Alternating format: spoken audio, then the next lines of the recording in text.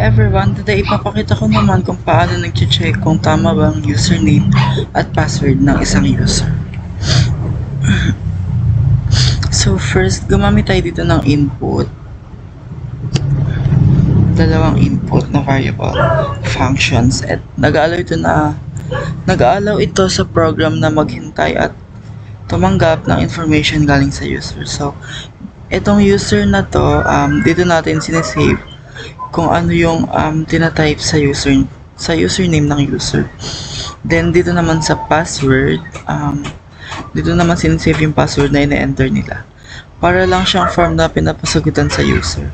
So dito naman sa checking, pagtapos makuha yung input, kailangan natin i-verify kung tama ba.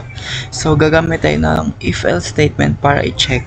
So yung condition is, if statement is equal to admin and password is equal to 12345, print login successful, else print invalid credentials. So chine-check natin or chine-check ng program kung ang username ay exactly equal sa admin at yung password naman is exactly equal to 12345.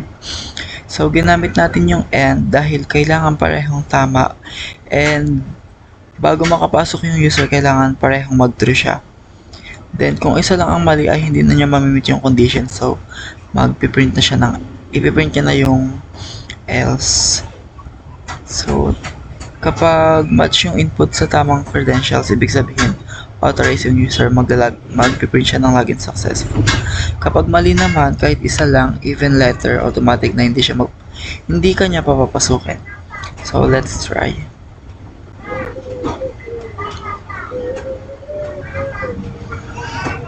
Tatay natin. Admin 1, 2, 3, 4, 5. Login successful. Then ito try naman natin pag mali.